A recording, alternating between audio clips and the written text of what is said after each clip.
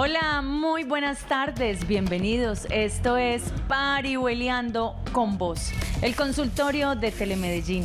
Aquí nos reunimos de lunes a viernes de 4 a 5 de la tarde a charlar, a conversar, a aprender. Eso es parihueliar, es conversar con ustedes por medio de nuestra línea telefónica 268-6033, 268-6033. Ya muy pronto Andrés les va a contar de qué vamos a hablar hoy en Parihueliando con Vos. ¿Y dónde estamos? ¿Desde dónde estamos transmitiendo? Estamos transmitiendo desde el canal Parque Telemedellín.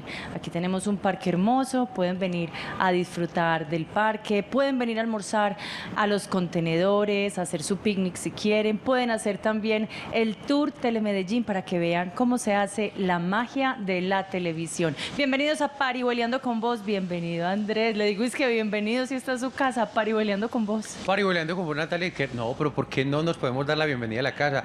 Si uno llega a la casa y la mamá lo recibe con abrazo, con pico y todo eso, entre nosotros también y con los televidentes también nos saludamos igualmente, con mucha alegría, les damos la bienvenida, pero también les agradecemos que ustedes nos reciban en sus casas.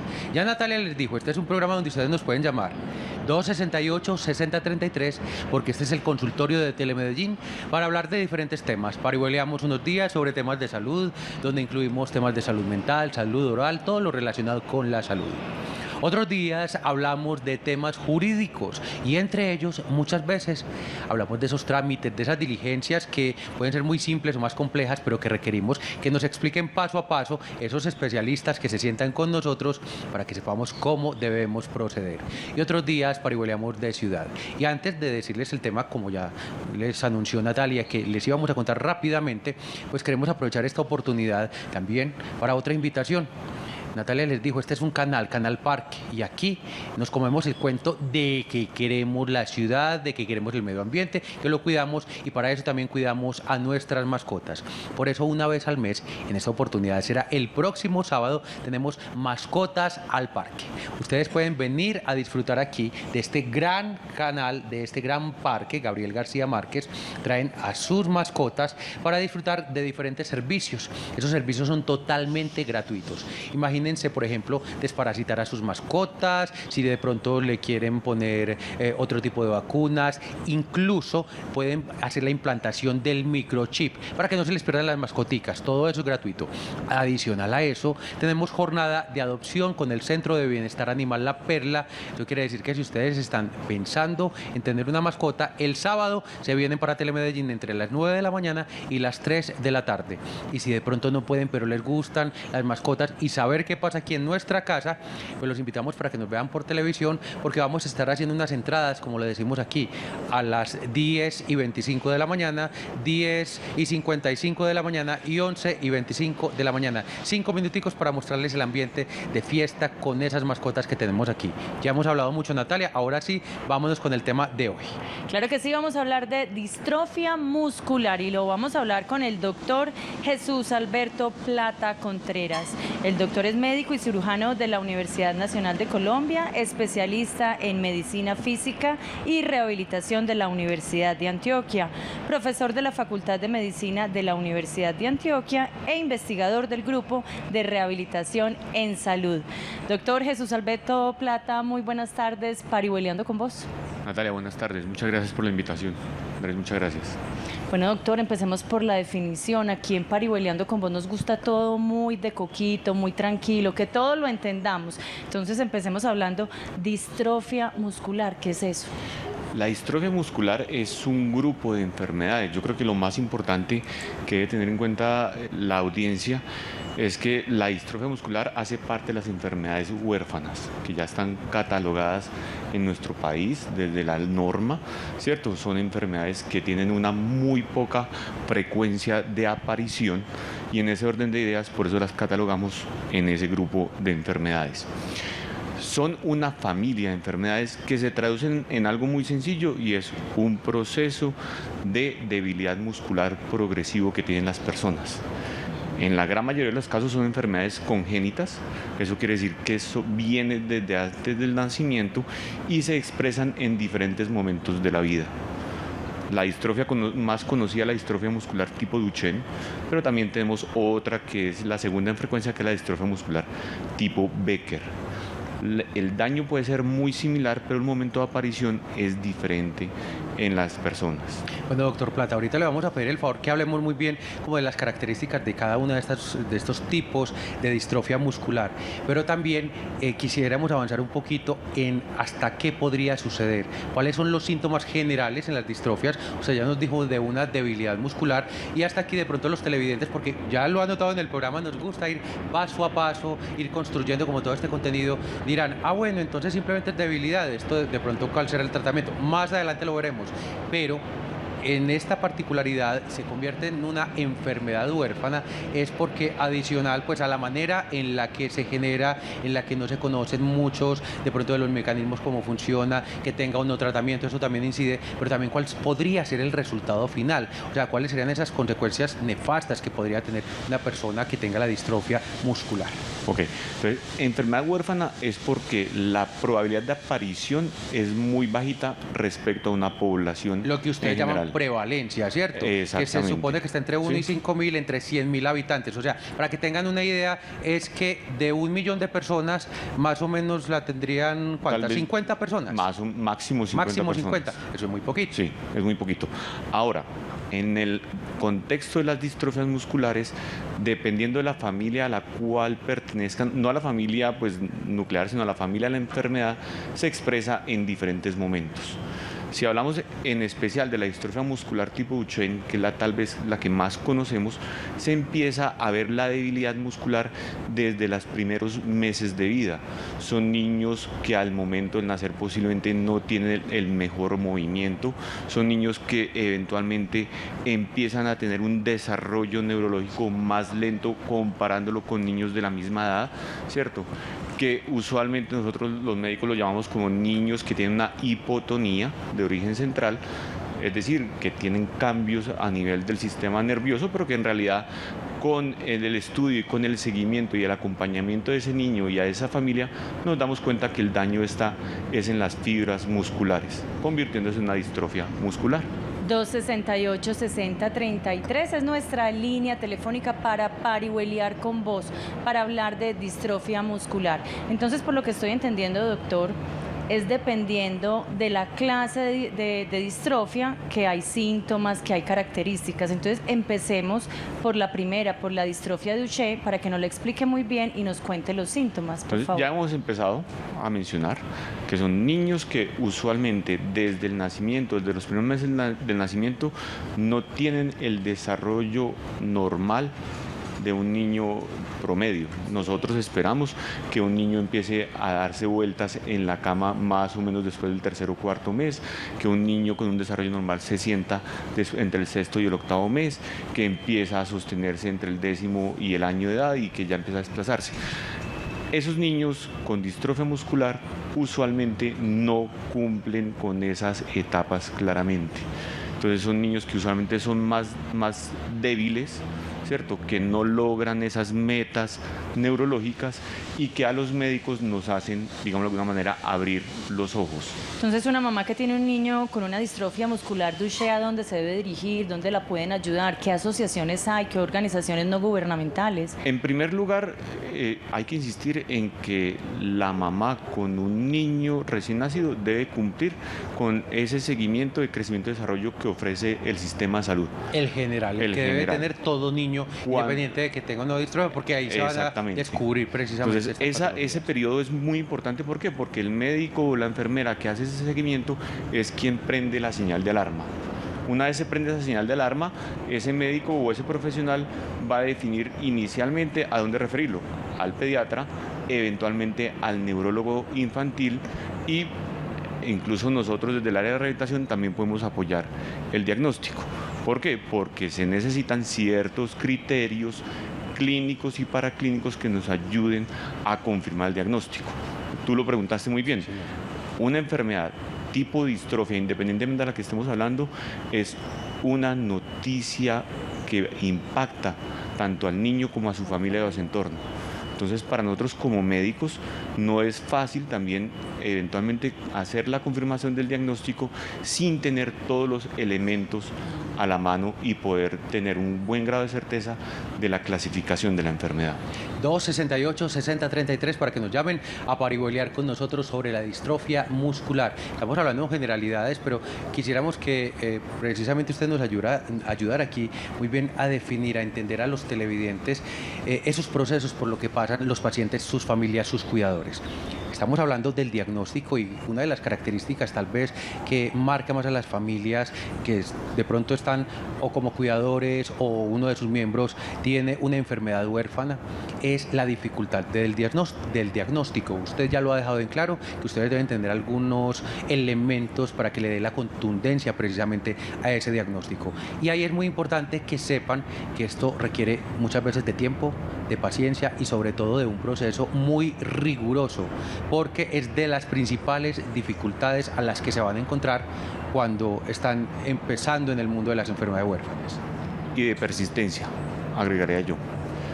Para el diagnóstico, nosotros incluso desde el año 2014, gracias a una iniciativa del Ministerio de Salud en su momento, se generaron proyectos de investigación que están repercutiendo en el día a día en el sistema de salud. Nosotros en el Grupo de Rehabilitación en Salud desarrollamos la guía de práctica clínica para la atención de pacientes con distrofia muscular. En ese trabajo de investigación logramos inicialmente incluso convocar a un grupo de pacientes, ¿cierto?, que tienen el diagnóstico de distrofia, no solamente de Duchenne, sino de otro tipo de distrofias, donde los escuchamos, tuvimos la oportunidad de que ellos hablaran y nos contaran también cuáles son sus expectativas alrededor de las enfermedades. Y eso ha repercutido, como tú me lo preguntabas ahora, incluso en la creación de fundaciones y organizaciones que están trabajando alrededor de estas condiciones de enfermedad. Doctor, entonces yo le propongo que más adelante veamos más en detenimiento esta guía práctica que es para todos los tipos de enfermedades, pero continuemos entonces con la distrofia muscular Becker. Ok. La distrofia muscular Becker tiene una alteración molecular diferente a la de Duchenne, que no alcanzamos eventualmente a mencionarla, ¿cierto? En la distrofia usualmente hay una proteína que se llama la distrofina, que es la que se altera. En la distrofia tipo Becker hay otro tipo de proteínas que se alteran y la característica principal de la distrofia tipo Becker es que se empieza a presentar los síntomas después de que ese muchacho, usualmente porque son hombres, ¿cierto?, empieza a presentar debilidad muscular después de haber adquirido las destrezas mínimas. Es decir, que son niños que usualmente ya han pasado a desplazarse, a caminar, a hacer un gesto deportivo, están escolarizados, pero poco a poco empiezan a presentar esa debilidad muscular, que se puede traducir de muchas maneras. Sí, O sea que ellos no tienen problemas cognitivos, solamente es de desplazamiento. Pueden estar en el colegio desde que tengan ayudas para la movilidad. Sí, y siempre y cuando lleguen a requerirlas. ¿Por qué? Porque muchos llegan incluso a la etapa adulta aún con alguna reserva, digamos, muscular que les permite desplazarse. Pero desafortunadamente por esa debilidad muscular progresiva, muchos terminan requiriendo una ayuda externa, como una silla de ruedas. Sí, ahondemos un poquito más en eso, doctor Plata, porque precisamente en esa distrofia muscular Becker, estos pacientes muchas veces ya tienen un diagnóstico cuando llegan a la edad adulta. Entonces, eso de pronto podría generar un poquito, más que confusión, es una motivación distinta, no solamente en las personas, en los pacientes, sino en los mismos cuidadores, porque las condiciones obviamente no son similares a cuando un bebé, cuando un niño recién nacido, 2, 3 meses, tiene estas características, dificultades en su movilidad, pero cuando ya sea una persona que ha tenido de pronto un estilo de vida que ha sido totalmente diferente, donde se ha podido desplazar y lentamente, que es una de las características, va viendo estas dificultades no solamente en su cuerpo, sino también que adaptarse a la enfermedad. Creo que eso debe ser algo bastante complicado. Entonces son condiciones distintas, no solamente desde el tratamiento físico, sino también desde lo psicológico. Claro, las metas terapéuticas son diferentes en cada una de las enfermedades, en este caso en cualquiera de las dos distrofias, y también de acuerdo al momento de vida en el cual estén, ¿cierto? Posiblemente en el contexto de la distrofia muscular de Duchenne, donde estamos hablando que son niños que no han adquirido esas destrezas, La posibilidad, al menos desde la rehabilitación, es que nos empecemos a adaptar, es decir, que hagamos propuestas de adaptación, de habilitación de ese niño que aún no ha desarrollado esas destrezas. Ahora, no quiere decir que procuremos nosotros como médicos, ¿cierto?, motivar o entrenar la marcha, sino es cómo hacer que ese niño gaste la menor energía posible. En el caso de la distrofia tipo Becker, entonces las propuestas de tratamiento van a estar dirigidas al minimizar las secuelas, ¿cierto?, y ya adaptarnos a recuperar o a rehabilitar esas actividades o esas tareas, pues, esas destrezas que ya habían adquirido las personas. Estamos hablando de distrofia muscular en Parihueliando con Vos. Nuestra línea telefónica es 268-6033. Ya volvemos a Parihueliando con Vos.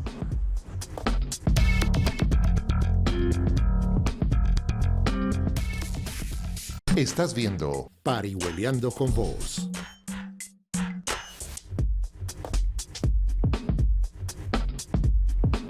Y seguimos parihueleando con vos.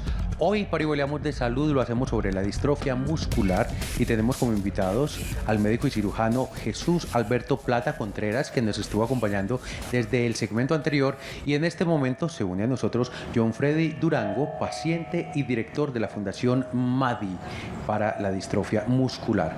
A ustedes les recordamos que nos pueden llamar a la línea telefónica 268-6033. Bueno, doctor, y le voy a pedir el favor que nos permita iniciar este segmento con John Freddy Durango. Ya dije que era paciente y director de la Fundación MADI.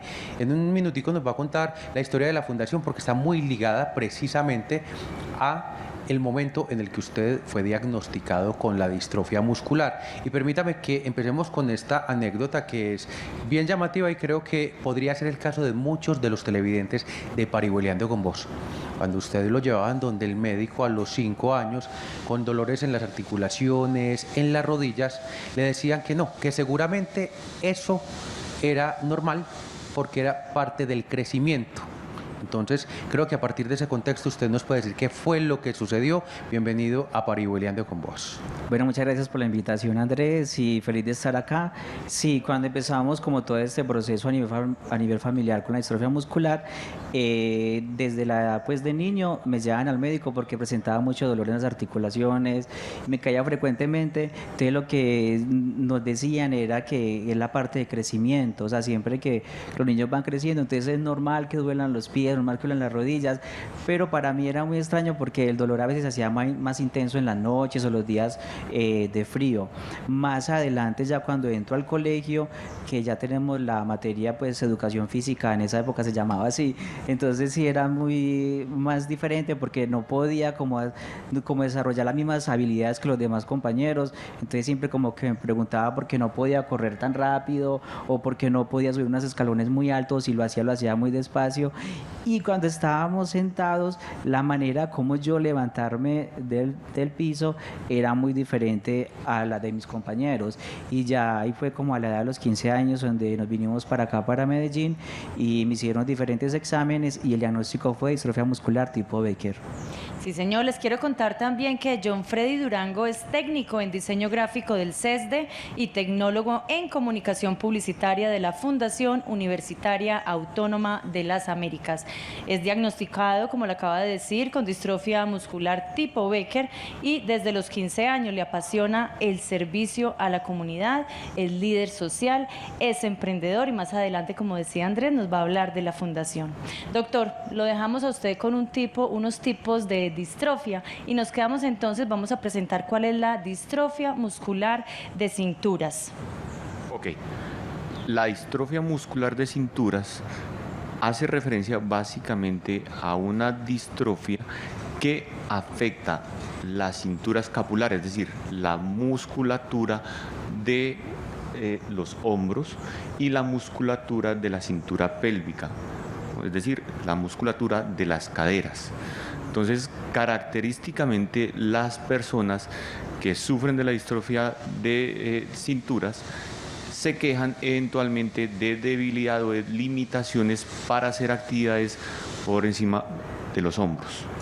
¿sí? Entonces ellos pueden hacer actividades en el plano, digamos que nosotros médicamente llamamos plano medio, ¿cierto? Tareas laborales, tareas eventualmente en su casa, pero cuando requieren hacer actividades por encima del hombro, eventualmente empiezan a notar mayor debilidad.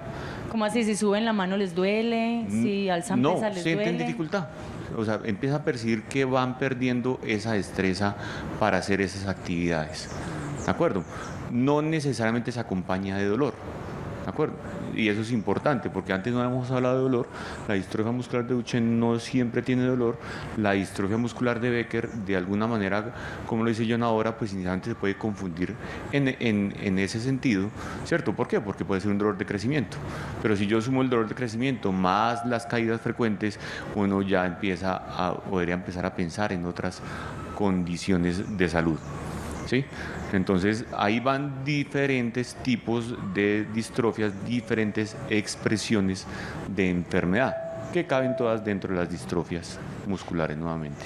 268-6033, les seguimos invitando a que nos llamen a parihueliar con nosotros por esa línea telefónica. Bueno, John Freddy, yo creo que ya nos han dado mucho más contexto y podemos entender un poco más, no solamente de lo que van sintiendo como síntomas, sino muchas veces dentro de las dificultades que tienen más allá de la marcha, sino para realizar algunas tareas. En cuanto a su evolución de la enfermedad, ¿cómo se dio?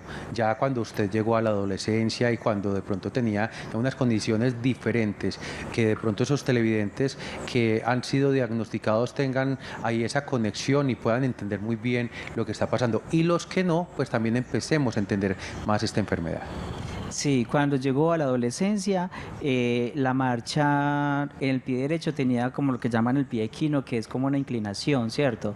Entonces se me daba pues como un poquito de dificultad para caminar. Entonces lo que pasa es que el empeine del pie hace como esta postura, no está totalmente en el suelo como ambos. Entonces empiezo pues como a notar esa inclinación del pie derecho, y entonces ya cuando entro ya como a la edad de los 20, 23, empiezo a utilizar un bastón para que también la gente identifique que es una forma de que algo está pasando, que es muy importante también aclararlo. Por ejemplo, si yo salgo a coger un transporte público y la gente te toca o te empuja, fácilmente te puedes ir al suelo, ¿cierto? Entonces, si tú llevas un aditamento, un bastón que también habla para que las personas tengan como esa conciencia de que está utilizando algo que es importante para el desplazamiento, entonces empecé a utilizar bastón, después un caminador, y la vida misma te va diciendo hasta dónde puedes ir en tus habilidades diarias para la vida, para el desarrollo, pues para la parte de independencia, para el cocinar, para el baño, para el desarrollo de la casa, pues a las actividades diarias que normalmente hacemos, que lavar la loza, barrer, trapear. Esas cosas se van haciendo al principio bien, pero después uno dice, me está costando un poquito más, ¿cierto? Levantar cosas muy pesadas, levantar las manos, o si me voy a agachar, pues lo más normal es que me quede ya en el suelo y no pueda levantarme solo. Entonces hay situaciones que uno va entendiendo cómo es esa evolución, hasta dónde lo puedo hacer y hasta dónde no, o cómo lo voy a hacer de igual, pero de otra forma diferente. Igual tú tienes actividades diarias para hacer, ¿cierto? Pero se hacen de una manera diferente a como lo hacen los demás, pero igual hay que hacerlas. Por ejemplo, si vas a cocinar, entonces hay que tener como una medida muy establecida de lo que llamamos unos ajustes razonables en los apartamentos o en las casas, que uno acondiciona esos espacios para tener un mejor desarrollo. De lo que tenemos que hablar ahí de la parte de la inclusión. Hablamos de inclusión no solamente en nuestros hogares y en nuestras familias, sino también en la educación, cuando vamos a un trabajo. O sea, cómo hacemos que tenemos un diagnóstico de distrofia muscular, pero cómo la vida se puede hacer más bonita y más accesible. Esa es como la palabra, más accesible. Y sabe qué es lo que me parece bonito de pues que usted venga acá a parihueliar, John, que usted lo habla y todo jocosamente, con risa, con tranquilidad. Sí. Es que si nos agachamos nos podemos caer, es que si nos molestan y vamos con un bastón y nos hacen una chanza, nos podemos caer. Entonces eso es lo que me parece, que si usted abre el corazón para todos nuestros televidentes, vamos a entender no solamente qué es una enfermedad, sino a esa persona que hay con esa enfermedad. Hace unos momentos nos llamó una televidente, habló con nuestra productora en el máster y le preguntó por la hipotomía. Doctor, ¿usted nos puede responder, por favor? La hipotonía, que fue una de las palabras que mencioné inicialmente, básicamente hace referencia a una condición o a una característica de los músculos, en este caso pues incluso de los mamíferos. Sí, entonces el tono muscular es una condición de las fibras musculares que nos permiten eventualmente estar listos para reaccionar o para hacer una tarea en especial. Es decir, levanto mi mano, me voy a levantar de mi silla y esa, digamos, esa reserva que tiene el músculo es la que nos ayuda eventualmente a ofrecer esa fase inicial del movimiento. En la hipotonía estamos hablando que el tono muscular está por debajo del usual.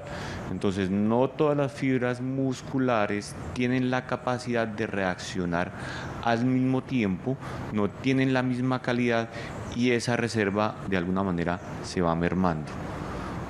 Aquí estamos hablando de la hipotonía de origen muscular, porque hay hipotonías originadas en otras partes del cuerpo, en especial en el sistema nervioso central o en el sistema nervioso periférico, pero que ninguna de estas dos alteraciones eventualmente se comparten en las distrofias musculares. 268-6033, tenemos llamada telefónica desde El Poblado. Amparo González, muy buenas tardes. Parihueliando con vos. Buenas tardes, doctor. ¿Cómo le ha ido? Ya la van a escuchar. ¿Usted cómo ha estado? Todo muy bien, todo muy bien. Tengo aquí viendo este programa tan interesante que me ha conmovido mucho porque yo tengo una hija que cuando estaba por ahí de 14, 15 añitos se principió a caer y ¿por qué se cae? Y un brazo se les fue poniendo el brazo izquierdo un poco delgado. Pues la llevé a varios médicos y le dijeron que era distrofia muscular. Hasta en Estados Unidos le dijeron que era distrofia muscular. Cuando llegó y después de varios exámenes en Estados Unidos, porque le pincharon, le rajaron un poquitico la piel y todo, dijeron los médicos que hubo junta médica que no era distrofia muscular. Ella se le quedó el brazo izquierdo delgado. Mi hija ahora en este momento ya tiene 52 años. Mi pregunta es, ¿ella se siente bien y funciona bien, aunque es un poco delicada, nunca ni jamás es fuerte para ningún deporte ni para nada? Mi pregunta es, ¿ella con el tiempo, cuando vieja, eso puede repercutir y puede aparecerle otra vez en su vejez ya? Doña Amparo, muchas gracias por parihuelar con nosotros, sobre todo por dejarnos esas inquietudes, porque sabemos que hay muchos casos todavía que no se pueden definir tan fácilmente. Otra vez, muchas gracias, un abrazo para usted y para su hija de parte de nuestro equipo de trabajo. Bueno, doctor, mire que aquí es una de esas condiciones de las que hemos hablado, de esa dificultad de un diagnóstico que al principio aparenta ser una enfermedad, pero después de muchos estudios dicen, no es. ¿Qué pasa en estos casos y qué podría pasar con la hija de doña Amparo? Pero doctor, denos un segundito. ¿Usted quiere tinto? Claro que sí. ¿Usted Por quiere Eso favor. va a ser con tinto. ¿Usted quiere tinto? Está muy claro que bien. sí. Bueno, bien. Estamos Mejor dicho, parihuelando. Sí, tenemos Usted- que parihuelear Eso fue un con llamado al orden. tintico. ¿Usted vio Sí, sí, eso? Ya. Sí, sí. Claro, Natalia sí. María, por supuesto, 4 cafecitos. ¿Se va a unir también? Sí, me voy a unir. Está muy bien. Cambié Entonces, mientras la nos responde el decisión. doctor. Ahora sí, doctor. Ok, la pregunta es bien compleja porque el concepto de distrofia muscular ha ido evolucionando a medida que también se han desarrollado más técnicas de laboratorio. Entonces es posible que en esa época aún pensaran que eso no es una distrofia, ¿cierto? La realidad actual de tu hija es que si tiene 52 años de edad y no ha tenido síntomas asociados y ha logrado adaptarse a su condición de falta de déficit de fuerza en una de las extremidades superiores, yo creería que es poco probable que tenga mayores cambios en un futuro. Ahora, si hoy en día se han desarrollado pruebas adicionales, como lo mencioné yo, y logramos confirmar el diagnóstico de distrofia muscular, posiblemente estaría categorizada en las distrofias cintura-miembro, que usualmente no tienen una afectación más grande que la extremidad afectada. También pueden existir otros diagnósticos diferenciales como la neuralgia amiotrófica, ¿sí? Y pues que posiblemente no hacen parte del alcance del tema del día de hoy.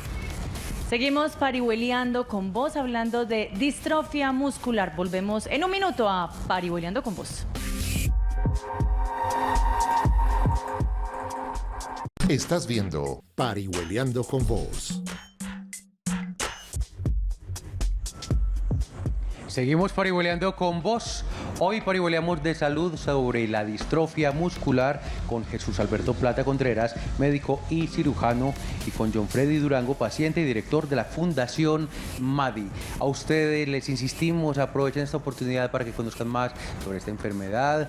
En la línea telefónica nos pueden llamar a la línea más bien 268-6033. Y en el segmento anterior, cuando Natalia estaba presentando a John Freddy Durango, me gustó mucho que fuera bien enfática, aunque es un emprendedor, tiene marca registrada, es diseñador. Entonces vamos a conocer esta parte de la historia porque hubo una transición. Queremos saber qué es lo que pasa después de un diagnóstico, porque es un momento que usted nos decía, puede ser devastador para muchas personas, pero tienen que darle un punto de giro a sus vidas porque hay que tomar el control de la situación. ¿Cómo llevó usted ese control de la situación para hoy ser emprendedor y tener todas esas posibilidades que incluso ahora tiene una fundación? Sí, muchas gracias. Yo creo que al principio todas las personas que nos dan un diagnóstico de cualquier tipo de enfermedad o de discapacidad, para todos es algo muy fuerte, ¿cierto? De hecho, yo lo recibí a los 15 años y por mala información, porque las personas que tienen distrofia muscular Duchenne tienen la vida un poco más corta, ¿cierto? O sea, son personas que fallecen mucho más rápido porque tienen muchas afectaciones internas en sus órganos internos, pero las que tenemos diagnóstico de Becker es algo más lento. Entonces, pues a mí al principio me dio mucho susto, mucho temor, estuve en una depresión grandísima porque no sabía para dónde coger, o sea, pues estoy iniciando mi juventud, entonces ahora que sigue, qué hay de mí, ¿cierto? Pero viví todo ese proceso de duelo, digámoslo así, de aceptación, de conocerme, de mirar para dónde iba a coger, y no lo puedo negar que al principio lloré demasiado, pero después de la mano de Dios, soy una persona muy espiritual y Dios es mi motor fundamental. Entonces esa parte espiritual ha sido como esa fuerza interna de que, John, ¿qué vas a hacer? ¿O te quedas en tu casa llorando o quieres hacer lo que los demás personas tienen, que son sueños, y buscar tus sueños, buscar como tu porvenir?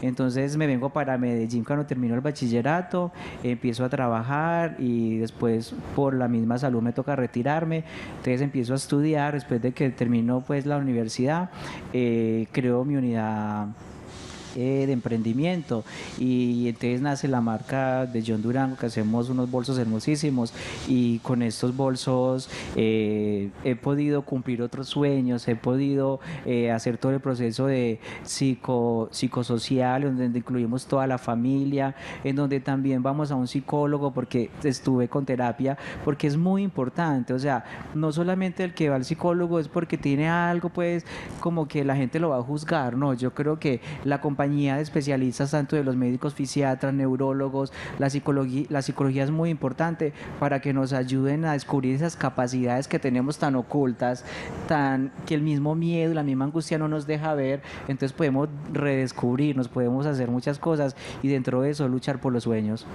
Muy bien, Johnny. ¿Sabe qué es importante resaltar en este momento cuando de pronto ustedes televidentes están transportándose en silla de ruedas, tienen movilidad reducida? Recuerden que hay muchísimos cursos en internet, que no tienen que salir de sus casas para seguir estudiando y desarrollando sus capacidades. Tenemos una llamada a nuestra línea telefónica 268-6033. Fabiola Ochoa desde San Javier. Muy buenas tardes, parihueleando con vos. Buenas tardes, voy a preguntarle al doctor. Yo tengo una hija que vive en el suelo, parece que se lo hubiéramos ofrecido al señor caído. Ella tiene múltiples enfermedades como el lupus, fibromialgia, le han dado mielitis transversas, ha estado, puedo decir el nombre del médico que la trató cuando estaba muy joven, el doctor Javier Molina. Y Beatriz vive cuando no es una cosa con la otra, entonces estará asociado con la enfermedad que usted está hablando en este momento. Doña Fabiola, muchas gracias. Muchísimas gracias. Quédese por favor en la línea, porque de pronto el doctor le tiene que preguntar algo. Muchas gracias por parihuelear con nosotros, doctor. Fabiola, yo diría que es muy poco probable que tu mamá, tu hija no tenga una enfermedad de este tipo.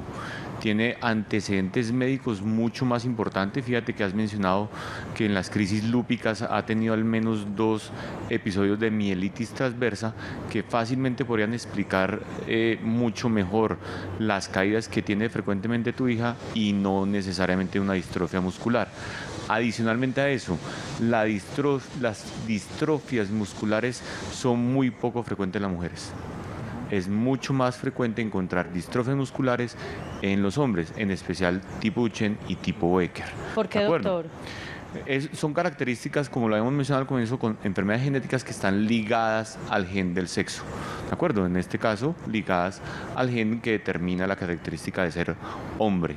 Entonces, yo diría, Fabiola, que tu hija, en mi opinión, no debe tener una distrofia muscular. Tiene otras enfermedades que pesan mucho más en el contexto de su situación de salud que nos estás comentando.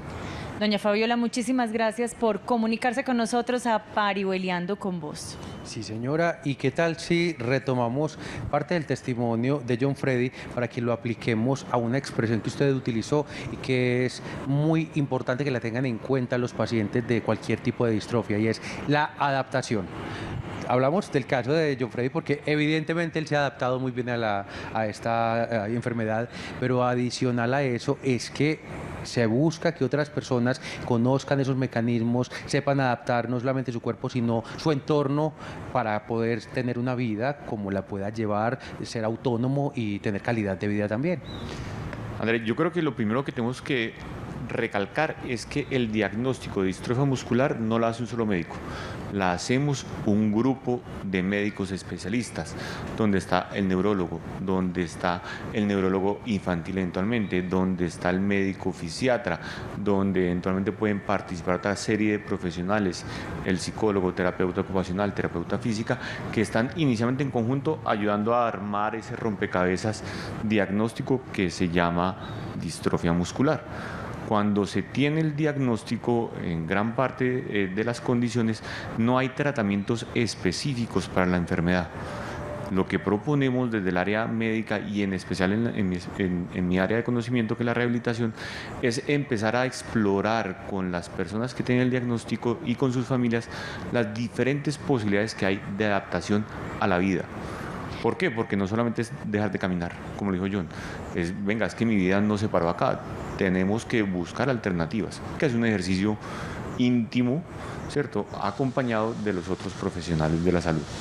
John, usted ya nos habló pues de cómo trabajó con otros profesionales, pero se ve que usted es una persona pujante, echada para adelante. ¿Quién le ayudó? ¿Quién lo direccionó? ¿Usted a dónde fue que buscó ayuda? ¿Solamente con médicos y psicólogos o qué otras cosas hizo? ¿A dónde acudió? Porque hay muchas personas que nos están viendo y necesitan su testimonio.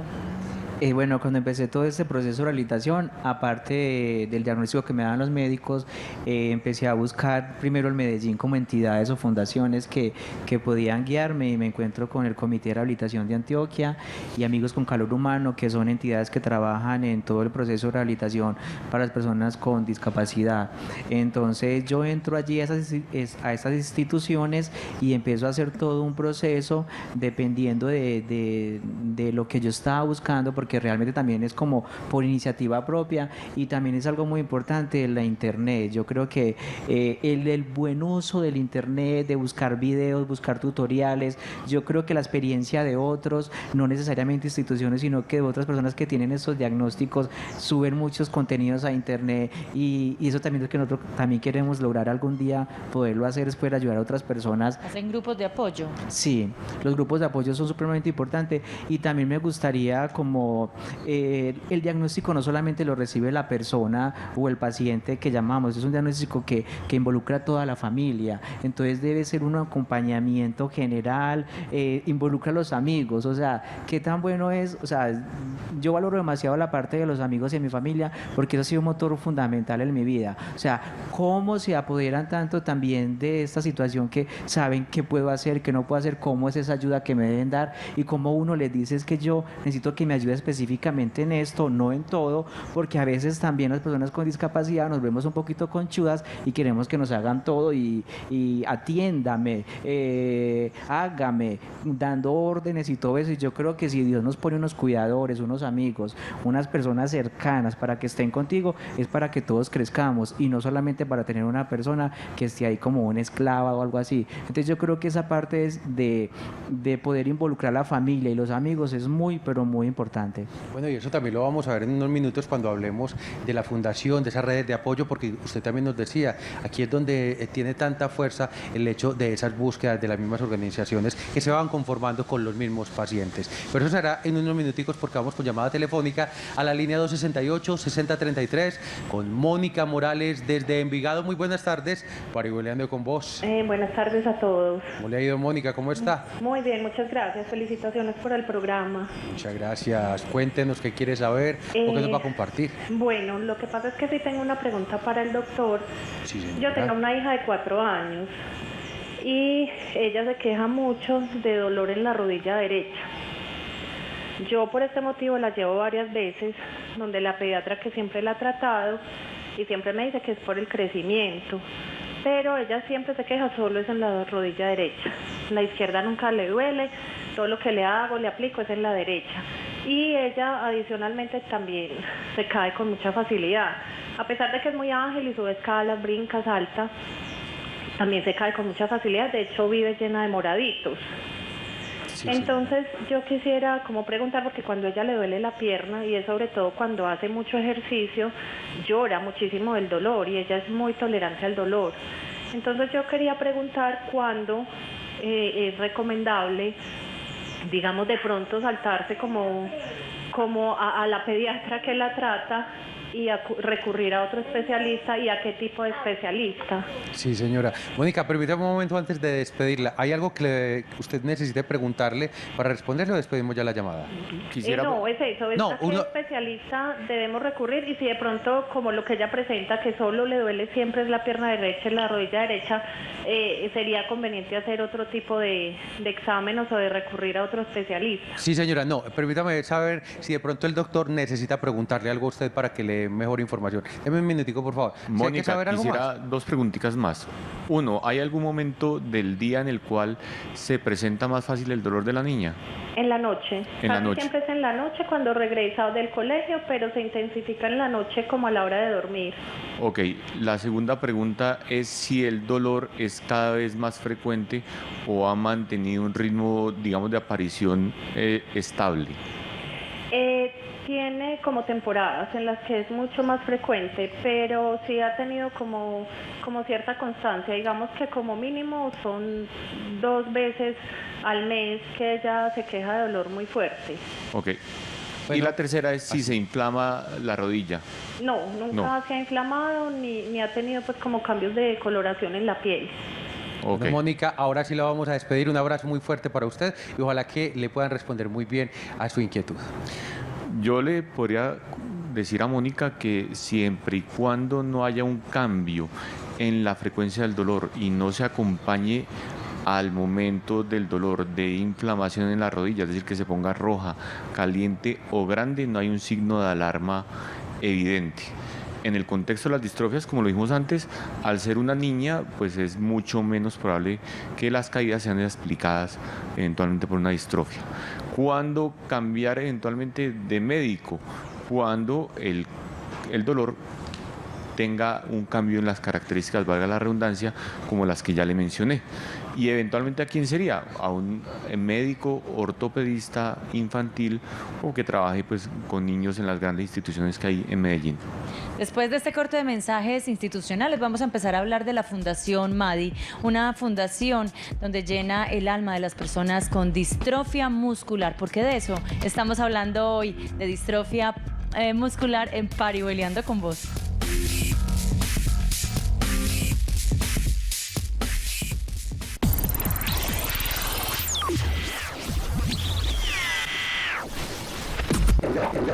Estás viendo Parihueliando con vos.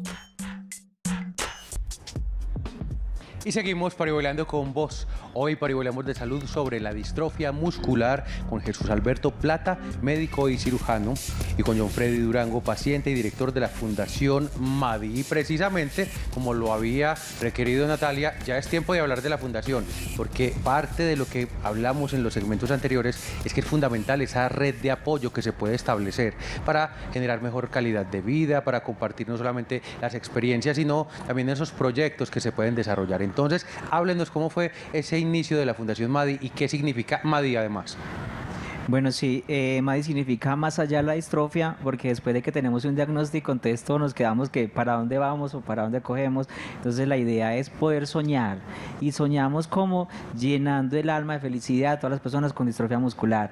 Entonces, a través de nuestra fundación, que está recién creada, queremos darle mucha esperanza, mucha vida a todas esas familias y pacientes con distrofia muscular que tenemos en la ciudad de Medellín. Y todo esto comenzó con un sueño de hace 3 años. Resulta que a nivel internacional, las fundaciones que tienen para la distrofia muscular es el Día de la Concientización de la Distrofia Muscular Duchenne, el 7 de septiembre. El 79 significa los 79 exones que hace falta la proteína para la distrofina, ¿cierto? Entonces, todo a nivel internacional hace una convocatoria para que todas las familias hagan algo alusivo a ese día. Entonces, nosotros hace 3 años... El 7 del mes 9. El 7 del mes 9.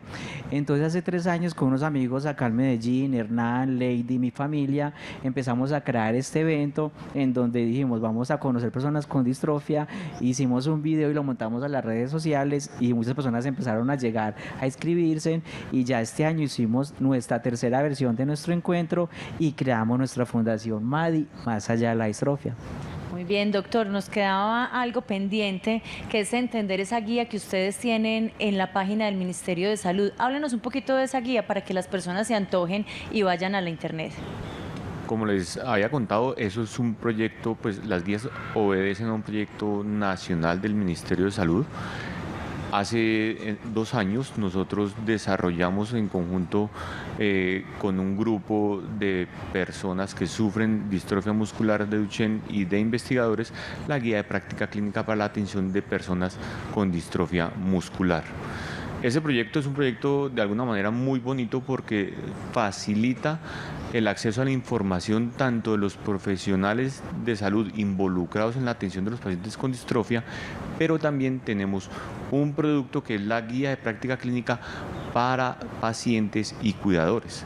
Esa guía está disponible en la página web del Ministerio de Salud, la puede descargar cualquier persona y es un elemento de apoyo para que las personas se apropien de su enfermedad. ¿De acuerdo? Y John nos estuvo colaborando en el desarrollo de ese proyecto. ¿Y qué tal si hablamos un poquito precisamente sobre esa participación que tiene desde el sector médico dentro de la Fundación MADI? Porque aquí hay que generar muchos medios de conocimiento de la enfermedad, del manejo, con esta misma guía. ¿Ustedes cómo están trabajando con estos profesionales de la salud para que los pacientes que apenas están asumiendo su enfermedad de pronto la puedan llevar de una forma con mayor adaptación? Sí, es que realmente esta guía es muy importante porque prácticamente ahí está el paso a paso del cuidado, qué exámenes, cómo se debe tratar, cómo es el cuidado de los cuidadores y de la persona con la discapacidad. Y a través de nosotros también, cuando hacemos nuestro encuentro cada año, llevamos un especialista, llevamos un fisiatra, un neurólogo, y con ellos nos dan toda una información clínica, médica, cómo podemos evolucionar más a través de nuestro diagnóstico. Entonces ahí tenemos una gran alianza, es como estos médicos nos ayudan también a mirar desde otro punto de vista de que está el diagnóstico, pero también hay algo con más esperanza de cómo podemos lograr de tener una buena rehabilitación psicosocial a través de esta guía, porque también hay momentos en que también hay que hacer actividades lúdicas, poder como también salir de sus casas, poder hacer un tipo de rehabilitación más social, no quedarse tanto en su casa sentado, porque a veces también eso es dañino. Doctor, nos queda muy poquito tiempo, necesitamos una conclusión para empezar a cerrar nuestro programa de hoy. Yo les diría que me adhiero a la propuesta de John. a empezar a vivir más allá de la distrofia, más allá de la discapacidad, más allá de una situación de salud que, si bien es difícil para la persona y para la familia, es que sepan y conozcan que hay personas que estamos interesadas en ayudarlos, y en este caso hoy tenemos una fundación que hace parte de la red de apoyo de estas personas y de estas familias que tienen esta situación de salud. John Freddy, también, por supuesto, su conclusión, más bien su reflexión, y aprovechemos para que digamos esos medios de contacto, redes sociales, lo que nos quiera y pueda contar para esos televidentes de Parihueliando con Vos. Claro que sí, nos pueden contactar en www.fundacionmadi.org, nuestras redes sociales son Fundación Madi, ahí estamos en Instagram, en Twitter, en Facebook y en YouTube, porque vamos a empezar a hacer unos videos motivacionales también y de mucha inclusión. Y yo creo que lo más importante es que no estamos solos en la situación que estemos, siempre vamos a tener una persona al lado, hay que compartir nuestros sentimientos, hay que compartir nuestras angustias, hay que compartir nuestros dolores. Cuando uno comparte, cuando uno cuenta lo que le está pasando, puede encontrar una mano de ayuda, y nosotros estamos ahí para darle felicidad a todos ustedes. Bueno, Jesús Alberto Plata Contreras, médico cirujano, John Freddy Durango, paciente y director de la Fundación Madi, gracias por parihuelear con nosotros. A todos ustedes, muchísimas gracias por estar con nosotros en Parihueliando con Vos. Quédense como siempre con nuestra programación aquí en su canal, en Telemedellín, siempre con vos.